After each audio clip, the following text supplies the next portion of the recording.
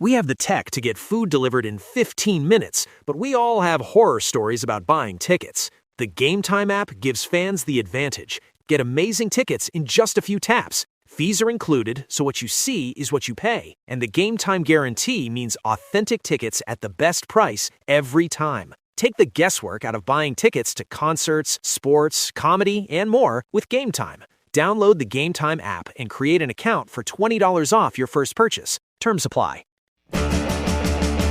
It's Car Con Carne. Let's eat in the car. It's Car Con Carne. And now here's the star of our show, James Van Alstyne.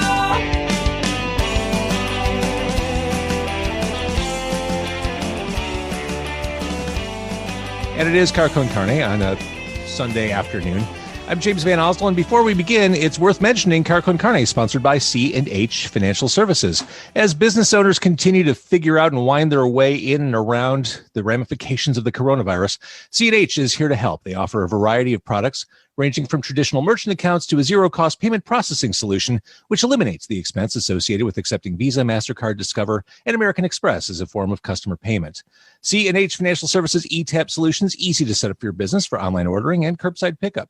C&H also offers cost-effective commercial lending programs to help get your business the money it needs to make it through these unprecedented times. To learn more, contact C&H Financial Services at 855-600-2437 or go to chfs.us. I have three people joining me today. They are the writer, director, and stars of the new movie, The Honeymoon Phase. The timing is unbelievable with the release of this movie, given the state of the world. The Honeymoon Phase plays uncomfortably close to a year where we've all spent most of our time in the same place with the same people. In the Honeymoon Phase, the participants in an experiment have to isolate for 30 days. And in doing so, they help research how to make the honeymoon phase of a relationship last forever. Phillip Carroll wrote and directed and edited the movie. Chloe Carroll and Jim Schubin are the stars of Same Said Film. Nice to meet you all. How about that timing for the release of this? Oh, well, first off, thank you so much for having us on your show today. We couldn't be more excited to be here. It's crazy with the timing. When we wrote the film in 2017 is when that's when it initially was conceived. It's weird thinking about how time works right now with the pandemic. Seriously. But yeah, 2017 is when we wrote the film. So we had no idea that we would be all kind of self-isolating at this time, the way that Tom and Eve are in the film. And I feel like we're all pros at this point, compared to Tom and Eve. They couldn't even make 30 days. And here we are. I don't know what month it is, but yeah, it's crazy timing. Time does flow completely different these days. Yeah. It's Sunday, as I understand it. As you're doing this. The way that Eve's pregnancy works in the film, I feel like that's how my life is right now, where I'm like, have 9 months passed, or is this actually just tomorrow? I don't know where we are in the timeline. And here's what I love. You're all fantastic. This is an independent film. You're fantastic at promoting it. You're wearing, for people who are just listening, you're wearing your Honeymoon Phase t-shirts. And Phillip and Chloe are using the Zoom background with the poster of the Honeymoon Phase. And depending on how you twist and turn, the poster swallows you up. So it has kind of a horror feel. Like the image kind of steals you off the screen. And Jim's playing this death stare behind us too. So he's with us in every frame. Perfect. So I guess, yes, it's horror. Maybe it's sci-fi. Yes, it is sci-fi. But I really think of this as a psychological thriller first and foremost. Fair to say? Yes. Yeah, that was when we conceived the film. Chloe is a big horror fan. I love thrillers, sci-fi, drama. So we thought a psychological thriller would kind of be the perfect marriage of both of our interests for our first feature. Nailed it. And my takeaway is that relationships are scary enough as it is without bringing in a shadowy research organization to monitor your every move. Yes. That's too much. That's the breaking point. Every relationship's breaking point is when you enter a psychological experiment. Going back to the notion of isolation and timing, the feeling of confinement and being trapped. I was just saying to a friend the other day, I'm getting stir crazy. I'm in the same place. I'm in this home office 12 hours a day. The feeling of confinement. It's literal, it's metaphorical in this movie. As Eve continues to question just what in the hell is going on with Tom, there's nowhere for her to go. There's nowhere for her to talk to. There really is that sense of claustrophobia. How much of that how much did you turn the screws to make that come across? Yeah, we that was like the main priority, I guess, in the film, was kind of driving that feeling of isolation in the house. Once we have that one drone shot zooming in on the house to establish the location, we never go outside the house again. And that was very intentional. One of our producers was like, Phil, just shoot a couple exteriors just so you have them in case you need them in the editing room. And we did, just to have them as a backup. But from the outset, I knew I never wanted to leave that house. I wanted to stay inside with Tom and Eve. And, that also goes to the metaphor. One of the metaphors of the film is we really wanted it to show, when you're in a relationship, you don't know what's going on in somebody else's relationship. People always try and give advice and stuff based on what they see, but nobody knows what goes on in your own bedroom. And that was something that we wanted to show in the honeymoon phase is, it's just Tom and Eve. We don't see other couples other than one specific incident. And the other couples don't see in on them. So, this is a experiment showing, one relationship, what happens, over the course of a month. And the experiment's set up early. One thing that makes me crazy about big budget superhero movies, they always have to lead with the origin, and the origin sucks out the first hour of the story instead of just going right to it. I feel like you set up the organization early on and just you move forward. I like that. I like just let's just get to it. Yeah, we shot additional material for the first act. That's on our DVD and on our iTunes extras. If any ever wants to see them as deleted scenes. But when we were editing the film, we really felt that the fun of the movie was in the house. When you put them in this, boiling pot, and you wait to see, what happens as pressure's put on them as a couple. So we wanted to get to that as quickly as possible so that, you could have the fun of the movie. With it being an indie film too, we're well aware that when people watch your film on Netflix or Amazon Prime, they give you like 5 minutes and then they turn it off and move on to the next one. Everybody's attention spans are really, really short today. So we wanted to get to the good stuff quick too, because of that reason. You don't have a lot of time to win people over today. See, I don't even know if that's true. At least it's not with me. I spend forever landing on the movie I'm going to watch. I do the endless scrolling, but once I commit, I'm in. Like once I feel like I've gone through this decision-making process for so long, I'm in it for the next 2 hours, no matter what. You're a much better moviegoer than me and Chloe. Like You're pretty good. I'm like the worst. Like I will literally put Amazon Prime on the first thumbnail I like. I'll be like, let's give it a go. After 10 minutes, I'm like, not liking this. Let's give it a go. I become worse where it's like, we'll say like 15 minutes. And then if we don't like it, we'll move on to the next one just because life is so precious with time that, if a movie doesn't win us over, we'll leave it. What I will say, I think has given us that mentality is the subscriptions, because it is so easy to put on a different film. Yeah. The first time I think we've ever walked out of a movie in a theater was when we got that AMC, A-list pass, because it's like, now I don't feel bad about it. We'll go see a movie, randomly and just try it out. And then if in a half hour, if we don't like it, we'll just leave. So, I'll go watch another one. We'll just put the pass on. Yeah. I did the same thing with my AMC A-list. Fantasy Island, sorry, I gave you a shot. You were good for the first 45. Sorry. So I think these subscriptions have conditioned us to not feel bad about, leaving. Exactly. So I mentioned the organization, the shadowy organization, the Millennium Project. Before I talk specifically about Jim and Chloe's roles, let's talk a little bit about the director, Francois. What a get. This dude just is a fantastic presence in the movie. Yeah, Francois, I came across him like a lot of people on Lost, where I was a huge Lost fan when it was on TV. And, when I was writing the script, I always try to keep faces in mind, when I'm writing, and Francois was always the director for me.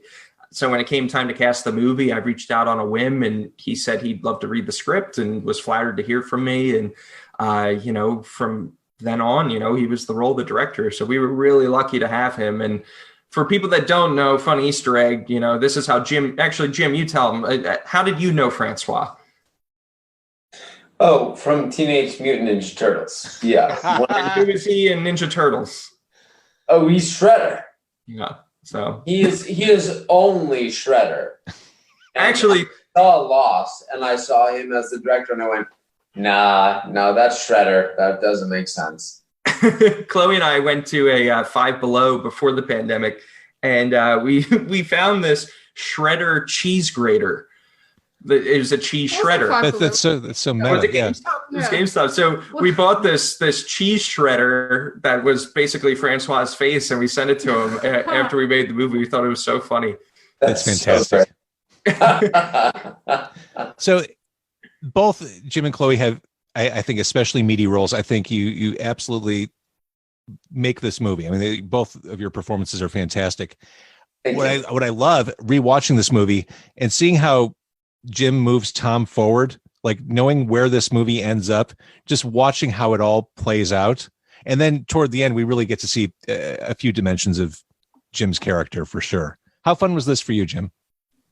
This was, we actually had an interview recently that Phil and Chloe and I talked about, and I said, this was one of those roles where my agent said, do you want to do this? And I said, I don't care what they pay me. We're going to do this.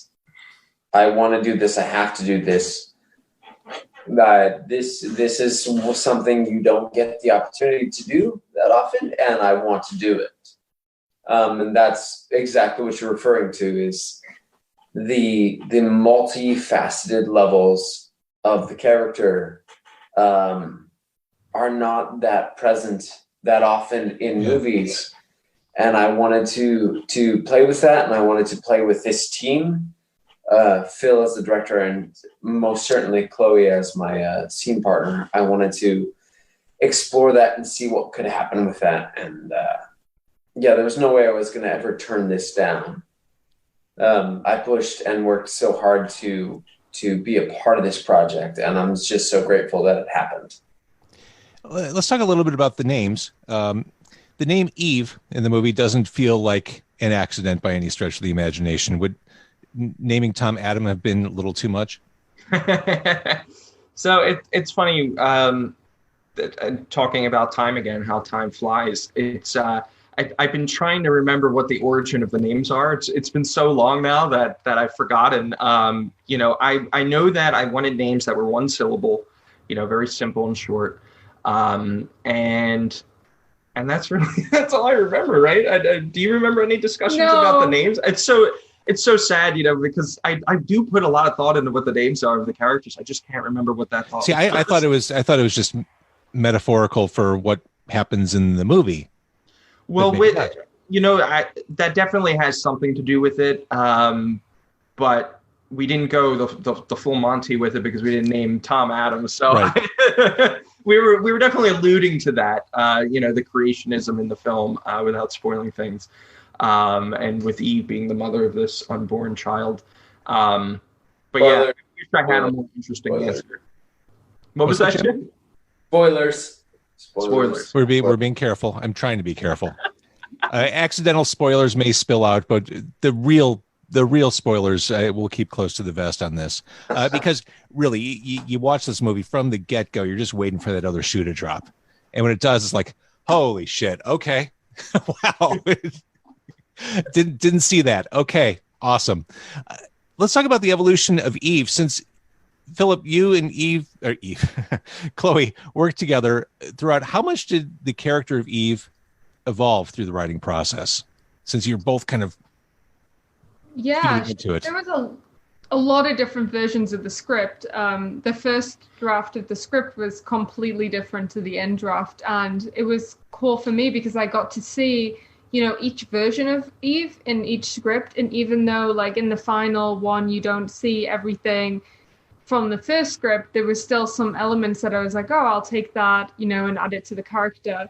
So, that was just really awesome for me. And normally, like when you do a film, like you get cast a few weeks before, then you're like, all right, create this character. But I had so long to create this character and really think about what I wanted. And then like, I live with the director, so I'm like, what do you, and then we just had so much time to like discuss it and really talk about it. So it was ideal. I can see why so many actors are married to directors and why like, what's that one, the trailer we watched last night? Mila. It was a teaser for Monster Hunter. Yeah, he always has his wife in his films, and then Rob Zombie. And have you seen the memes where it's like, oh, we would like to direct, and he's like, I'll direct, but my wife has to be in it. I want to start seeing. I want to start seeing movies directed by women that have the husbands in it. Yeah, I think that's going to be fun. We need to Me see. too. I think that would be great. There's some very adult content in here. I've got to think there's the fact that you two are a couple made it easier for Chloe to do some of these performances, some of these scenes. There's got to be some trust there. I think it made it easier and harder. It made it easier with the trust between us. It made it harder because people outside of our relationship definitely had more opinions about it. Because, they're like, oh, you're a married couple and you guys are, basically having, my wife with another man in a movie and I wrote it and like what's going on with the psychology of that. So there was a lot of outside opinion. What's up with that, Jerry Falwell Jr.? It's all story motivated. And what I'll say is, when I write, it always comes from a place of, the character and what needs to, or what would the character do. And with our story being a relationship story, of course, sex is going to be in it. I mean, they're young and in love. If they're not having sex, then I mean, yes, there are people that there are couples, of course, that don't have sex, but the vast majority of young couples, I'm going to place a bet and say that I'm sure some love scenes happen in their lives. So, the honeymoon phase, of course, was going to show that stuff. And it's all story motivated. There's not one scene with explicit content in my mind that doesn't drive the story forward. Absolutely. The consensual sex that happened there was a key plot point, I thought. Yes. Yeah. So we were lucky enough to have a really strong relationship going into this where there was the trust there for that stuff. And, I think that people outside the entertainment industry may look at things differently, but for us, it's work. It's not, it's not like somebody's cheating on somebody, they're acting and there is no actual sex. It's like stupid on set. It's not like you're actually having sex. You're pretending to have sex and it's ridiculous. You're miming basically. Yeah, you're like, can you just shake me a bit while I'm on my close up? Like it's stupid. It's very awkward. It's really awkward. Can you grab her hair, but can you move your elbow down? You're like, I can't get to her hair. And you're like, no, but just do it. It's okay. Just not in the way of the camera. And you're like, okay. Yeah, there's nothing sexy about having a camera dude and lights everywhere. No, there's a guy with like a reflector, like say my face is there like this, and you just can't see it, but I'm like, pretending to be pleasured while I'm not being pleasured with someone like here. I'm like, oh, it just feels so strange and weird. Like, and it's an indie film, so we're running and gunning, and there's like three guys with Sony A7Ss, just grabbing shots, while we have the key shot on the red. And best direction, I'm making a porno, like best direction I've ever got from Phil ever is like, okay, and orgasm, go. Okay, all right, here we go. Talk about that, Jim. How did you figure out how to do the perfect face?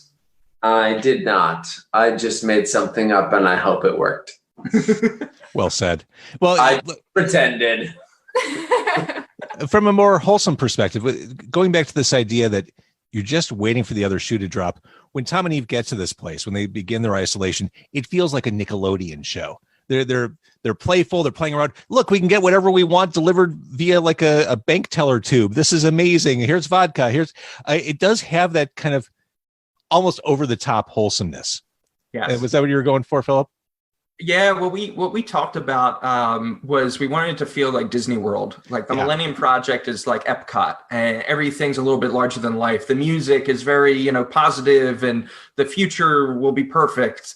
And then when they first get to the house, it's also like that. They're being in a relationship. A lot of times when you are behind closed doors, I think that you kind of revert to being a little kid in a way. And at least from people that I've talked to. And we wanted to show that with Tom and Eve, where, they are kind of reverting a little bit to being kids. They're having fun. They're exploring. And we wanted that kind of a little bit over the top vibe with it. So I'm glad that came across for you. Going back to the more mature content, there's a scene in there which we're going to ping pong back and forth. Yeah. I'm not going to be able to maintain any audience with this. I'm just going to go from wholesome to adults. There's a scene we'll just call the curling iron scene. Yes. I love horror films. I love thrillers. I feel like I can watch and withstand anything.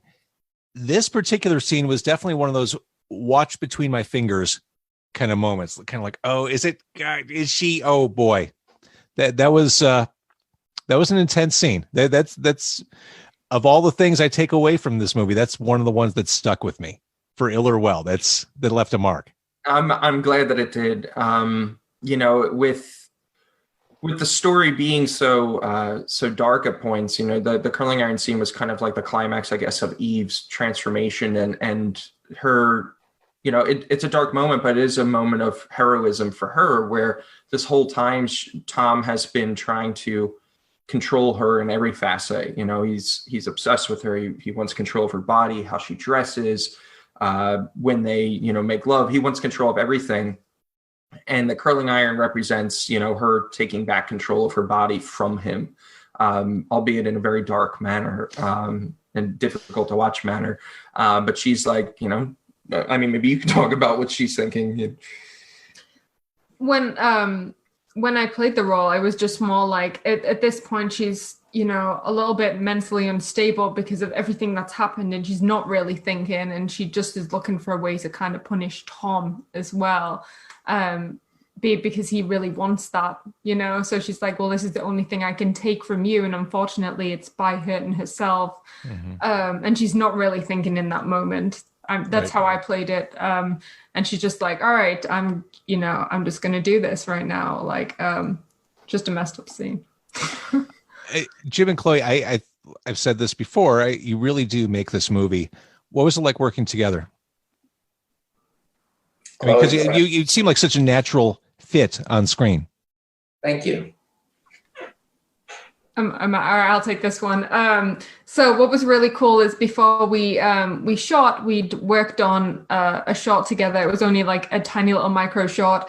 And then before we did the actual film, we had a lot of time to rehearse, which was awesome. So we got like used to each other. And we also hung out a lot. So we would like play video games together, like me, Phil, Jim. Each rehearsal started with an N64 game. Yeah, like just awesome. Just so we were like friends, because that just makes everything so much easier. Like if you turn up to set and you're playing a romantic partner with someone you've never met, yes, like you're an actor and you're supposed to be able to just do it, but it just helps to just like know them a little bit, especially if you're taking your clothes off with them. And we just really had that time to play like Mario Kart and Pokemon and all the weird stuff we do. Yeah, they were like team bonding exercises. Yeah, I totally get it. Yeah, it's so important for the three of us to be on the same page and to trust each other because of the dark places that we go. And sometimes, you just got to play around a Mario Kart to get there. And that's what did it. See, I was always a Zelda guy. I suck at Mario Kart. I used to love the Zelda games. Oh, me too. Chloe kicks my butt routinely. Yeah. It was helpful for me to win all the time at Mario Kart, so that when he wins all the time as the character, it balances. Philip, what impresses me so much, this is first time directorial project. The vision of this movie is so well articulated from start to finish. What went right and what went wrong? Like, what did you learn from this, both positive and negative, from this experience? Good question. So what I learned from it, and this is like a humble learn. I just say this for any filmmakers watching that haven't done a first feature yet, is the thing that I learned from it was that I had what it took to make a feature. because before you do it, there's just so much anxiety about like, oh, am I ready? Is this stupid? Is anybody going to care? Does the story make sense? Just every worry in the book. So coming out of it, I think that was the biggest thing that I learned, that I have to remind myself of. Every project you kind of forget the things that you accomplish. But I learned that I had what it took to make a movie. It's not a perfect movie, but I think that there's a good story there at its core. And I hope that it leaves people, moved at the end. But that was the biggest thing that I learned. Biggest mistake. So something had to go wrong at least. Oh, for sure. Yeah. I think it's weird because it's not production related. I think that the thing that I learned is how to properly navigate the film festival circuit. It's a lot more political, and I'm trying to like watch myself with how I say this, but like it's a game, and you have to learn how to play the game more. There's so many films that are produced each year, and they only have so many slots, and a few of the slots go to the same circle every year. It's always friends of people that know people and stuff, and we have to get better, I think, at playing that game. So that was kind of the biggest thing that I learned. The film festival process was very disheartening, I think, for a long period of time, because we finished the film October of 2018 and our premiere was November of 2019. Not because we wanted to wait that long, but because we didn't know what we were doing with the film festivals. So if I were to do this again, I would do a little bit more research into maybe how to play that game better. I guess this doesn't surprise me. I interview a lot of musicians and have over the years.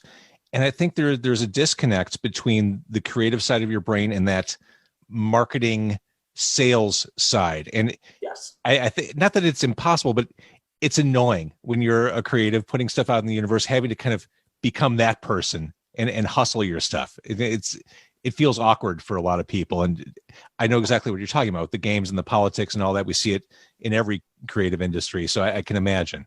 Yeah, I think before you make a film, you have this expectation that, the Oscars and all these competitions and stuff, it's all about, the best. Not the Oscars. No, I mean, so much of, no, not with our film, but I just mean in general, people think that it's merit-based, and so much of it is based off of who's friends with who and the relationships that you develop in your chosen industry.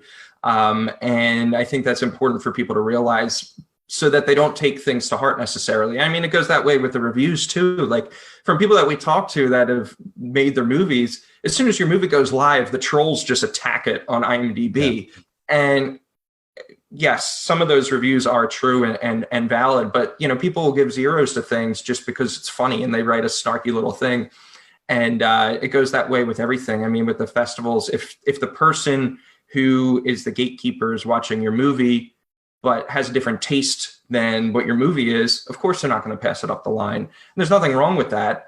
But I think it would have been helpful to know that going into it so that we could be a little bit more strategic and targeted with the film. I actually think that the best advice for filmmakers who are watching is that it really is like 90% who you know and what circles you get into. And you always say yourself, you're like, I won't be like that. And then like you find yourself, like even when I do my short films, like I use the same gaffer, I use the same sound person, I use the same, and then I'll bring the same actors. And it's because I know they work as a producer. So why would I bring on a different person who I didn't know because for me, that's like, well, I don't know if you're going to be good, or I don't know if you're going to be reliable. And then that kind of just keeps going into the bigger circles. So it's the same for the people making $2,000 shorts as it is for the people making multi-million-dollar. They're like, why would I not bring the same team back who I know work and I work well with? And it's the same for film festivals, they're going to bring the filmmakers who promote their festival when they get in, who have the name actors that do well. Like, why would they want a no-name film? It's a business. Yeah, it's a business. They're trying to sell tickets. Yeah, and it's, why change what works is what happens, and it's not personal. If That's that the makes key. sense. Yeah, to It is realize that's not personal. Yeah. For Never. people who are listening, I think there's a natural competitiveness between actors. What we just experienced is Chloe was talking for a while. So what does Jim do on the video? He brings his cat onto the Zoom, which commands all the attention. Suddenly it's all about the cat. I'll get my snake and I'll outdo you. You have a snake? I have a 5-foot ball python right next to me, which is asleep right now. But if I got her out, she would take attention. I'll get my other cat. It's okay. They'll tag team the snake. My pet will eat your pet. That I is have 2 cats. that is so goth. That is so awesome. Yeah, that's really gross, Chloe. That on the lap. It's gross. But it's funny, Phillip, you were talking about the timing of this release isn't what you had expected. 2018, 2019, here we are in fall of 2020. I think taking a glass half full look at things, we're in a period where so many of us are at home, obviously. I think it actually works in your favor. I think you have more people's attention. Yeah, I think we were really fortunate with all that. And with the timing of the film, we wouldn't have that additional meaning that's now applied onto the film wouldn't be there if it did release a year prior. So it did all work out in the end. I think that it would have been, with the hindsight that I have now, I think there just would have been a lot less personal depression about not getting into festivals if I had known what goes into the selection process going into all of this. A lot of festivals don't give out judges' feedback, and I understand why, because they don't want to get anybody in trouble. But South by Southwest did, which was really helpful. And all their judges loved the film, and they gave us all these the notes. And then one judge, was like, "Oh, it's a bad softcore porn movie." So our film also had that going against it, where if you have an objection to the sexual content in the movie, you're not going to put it in your festival. So there were some roadblocks too with our movie's content. But what a horribly reductive way to describe your movie. Oh. My God! All right, well let's look forward here. We're in this weird pandemic time, but you are 3 creatives on this call. Starting with Jim, what's next for you? The acting business isn't doing great right now. I've had a couple auditions, but at the moment I'm narrating a couple audiobooks. Cool. I just did a song for the Kurt Weill Foundation, www.kwf.org. It'll be released on October 14th of all their new songs that they're doing, and I'll be one of the featured artists. But yeah, it's at the moment it's voiceover and trying to kind of figure out where the business is going, because the business is drastically different than it used to be, and we're waiting to see what happens. But we're okay. And for now, I mean, your performance is fantastic, and I highly recommend this movie, The Honeymoon Phase. Chloe, how about you? Do you have anything in the works? So I wrote my first feature with my writing partner, and I am hoping that I can make that as soon as COVID's done. I just have to, package it together and try and get the funding. But I'm really excited about that. This is like my next passion project, and Phil's doing his feature. He's trying to get that off the ground. So we're both trying to get more features off the ground just so we can stress ourselves out all over again. So the lockdown period was a creatively fertile one for you. Yeah, I mean, I don't know, when I always have a lot of ideas, but always struggle to actually sit down and write them. I normally do shorts for my channel, but I never do features. And I really wanted to do this feature. And it was only because of the coronavirus that I was like, you have no excuse not to get this wrote. And I, wrote and then went back and forth with my writing partner. In the end, we had a feature film, and I was like, oh my gosh, I just needed my inspiration was that I have nothing else to do. Yeah. So now, and Phil did the same. Did you start writing before the virus or not? I wrote a first draft last year, but the lockdown allowed me to have the time to really dive in and pull it apart and rewrite and prep everything. So, and we kind of made it a competition too, where we were, motivating each other to get our scripts done, which was really good. write parts for me. Oh yeah, can you book him in your next film? He's awesome. I would like to. I mean, the Honeymoon Phase was an audition basically for the next project. So I just want to be random guy number 5. I'll be like in the background. Random guy number. Hey, that's Tom. In both their movies. That's weird. I do. just to kind of puff Jim up just one more time, because I feel bad about what he just said about the industry. He plays charming and malevolent equally well. Okay. So I definitely cast him in the next one. All right. So in summary, the Honeymoon Phase, it's streamable everywhere. Yes. I mean, wherever one gets movies. We're on all the VOD platforms. I would, if I were to choose one, I would watch the iTunes and Apple TV version, because that's the exclusive home to the HD iTunes extras. So you get an alternate ending where you see who the hell Tom is talking to in the White Room. You get I want to see that. Opening, deleted scenes, making of, bloopers, VFX breakdowns. There's about an hour of extra material there. And there's 8 deleted sex scenes. No, Chloe would not let me put any of the deleted. There was one. There was one, and I was like, I'm putting it on. I was like, don't you dare put that on, the deleted scenes. Joan and I watched that the other day, and we were waiting for it, and you cut it right before it happened. I went, "Aw." Oh, we spent so much time filming that scene.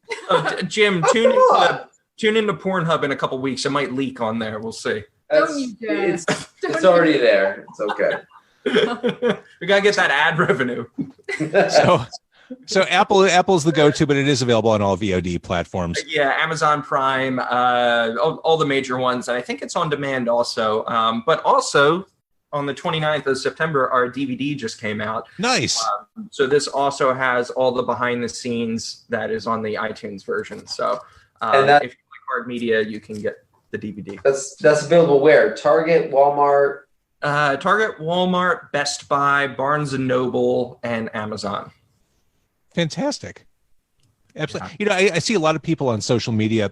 This is the month. We're in October as we're doing this. This is when everyone watches scary movies. But I see a lot of people doing 31 horror days or 31 horror movies in 31 days. Like people are doing one horror movie a day. I would say if you're one of those people, or even if you're not, the Honeymoon Phase, add that to your list for the month of October. Thank you. You're not going to see where this is going when you start watching it, and it's awesome. So, in summary, Phillip Carroll, Chloe Carroll, Jim Schubin, thank you so much for doing this. Thank you so much for having us. This was so much fun. We always love talking to movie lovers about just film in general. So this is so much fun. Thank you for having us.